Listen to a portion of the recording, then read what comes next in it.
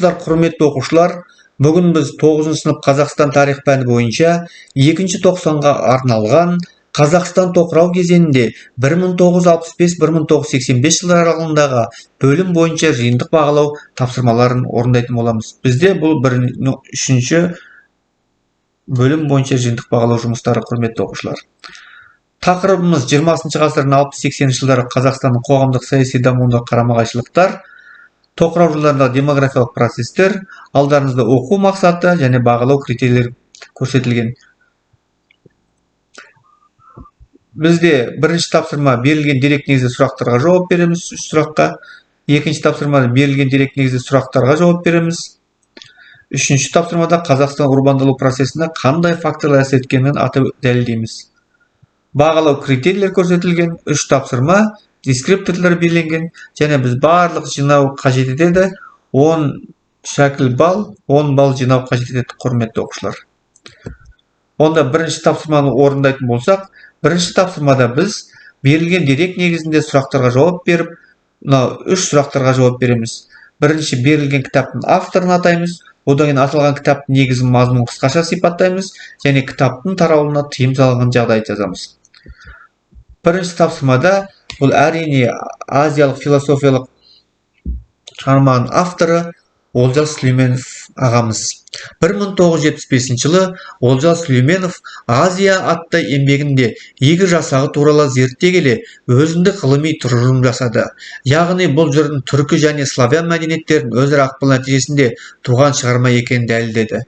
Кеңес идеологтар Олжас Сүлейменовтың тұжырымын пантикуристік және орыс мәдениетіне қарсы жазылған ұлтшылдық көрініс деп айтты. Яғни түрікке сақтайды деп есептеп тұр ғой. Яғни бұл мақаланы орыстардан басқа бізде басқа ұлт жазу мүмкін емес деп қызғаныштық сезім оянды, құрметті оқушылар. Бұны автордың Олжас ағамыз өз сөзімен айтқанда, кейбір өркөкірек ұлттық намысы қозғыш шамшылдарға қатты батқаны көне орыс ескерткіштеріне басқа ұлт өкілін талдау жасап пікір айтуы. Олардың ойынша мұндай зерттеу, мұндай пікірді әсіресе славян түркі халықтардың көне мәдениеті және олардың өзара қарым-қатынасы туралы әуелгі пікірді басқа ұлттан өкіл емес, тек орыс халқының өкілі ғана болатын. Дәл сол кезде Азия кітабын оқуға тыйым салды. Азия кітабын ел назарын ерекше аударған басты себебі, Олжас ағамыз айтады, егір жасағы жайындағы жырдың ең алғашқы қос тілді оқырман болғандығынан. Мен сізге бірақ мысал келтірейін. Рим сөзіне деген бұл жерде соның Переслав болмаған, яғни князьдігі болмаған римский қала еске түсіреді. Ал енді қос тілді оқырман көзіне қарасаңыз, бәрі оп-оңай орнына келе қалады. Өрім, кәдімгі түркі сөзі, әйелдің өрім шашы деген мағынаны білдіреді. Қыпшақтар игір жорығын кезінде Руске қайта шапқанда әйелдерінің шашын кесіп сөйтіп қорлаған, құрметті оқушылар. Бұл Олжас ағамыздың кітабын Дінмұхаммед Ахметұлы Қонаев ел басқарған жылдары болатын. Дінмұхаммед ағамыз Олжас Сүлейменовтың Азия атты зерттеуінің философиялық мәнін түсініп, оны орталықтан жаласынан арашылап қалып, құрметті оқушылар. Екінші тапсырмада Еділ бойындағы неміс автономиясы таратылғаннан кейін, оны мыңдаған азаматтары Қазақстан жеріне көшірілді. КОКП-ның 20-шы съезінен кейін 2-ші дүниежүзілік соғыс жылдарында таратылған көптеген автономиялы республикалар қалпына келтіргенмен, Еділ бойынан көшірілген немістер мәселесі шешілмеді. Соған байланысты Қазақстан жерінен солтүстік Қазақстанның автономия шешуге шешім қабылдады. Мына алдарымызда біз төменгі тапсырмалар тұр. Бұл процесті тоқтау үшін кеңес үкіметі қандай шешім шығарды? Бұл оқиға қашан орын алды? Саяси шешімге қарсы тұрған жастардың мақсаты қандай? Оқиғаның нәтижесі қандай болған жазыңыз. Ал енді осы тапсырманы орындайтын болсақ, бұл Сталинград оқиғасы 1979 жылы болды. 1979 жылы 31 мамырда КОКП-ның саяси бюросы неміс автономиялық облыстың құру туралы қабылдады, құрметті оқушылар.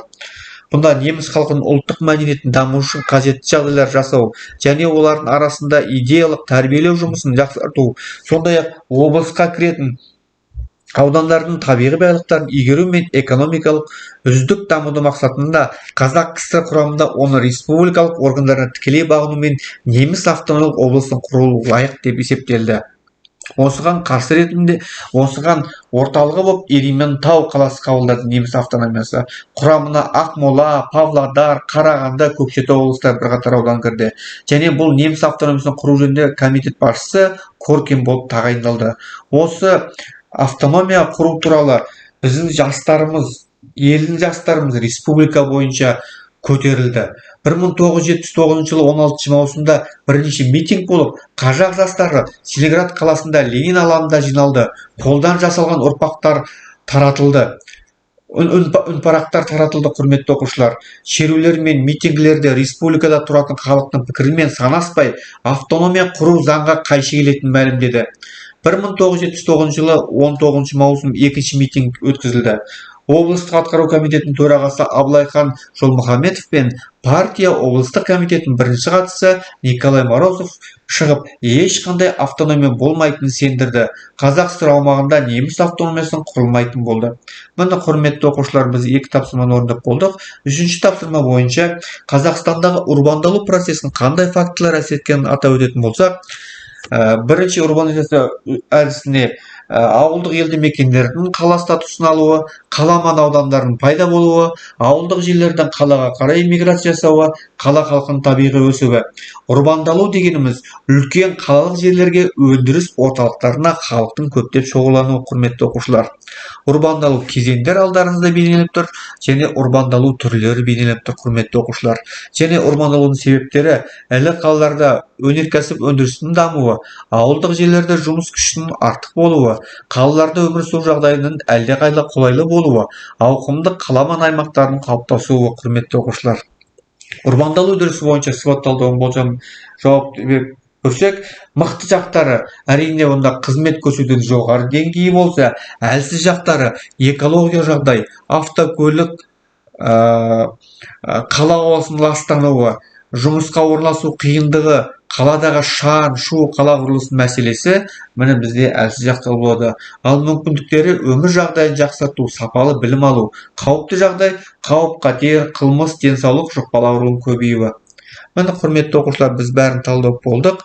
Алдарыңызда рубрика, бұл сіздердің күтілетін оқу нәтижелеріне, сіздердің жетістіктеріне сүйенетін бағалау өлшемшарттары болып табылады. Бұл рубрикалар қамтамасыз ететін қалыптастырушы бағалау мәні болып табылады. Бұл негізінде сіздердің мықты және әлсіз жақтарын ашайтын, инсайттық мүмкіндік ететін сауалдар мен тапсырмалар компоненттері болып табылады, құрметті оқушылар. Назарға қойып тыңдағаныңызға рахмет. Алда тұрған сынақтарыңызға сәттілік тілеймін. Қандай да бір сұрақ болса жазыңыздар, мен әр уақытта жауап беруге дайынмын. Келесі кездескенше аман есен сау болыңыздар, балалар.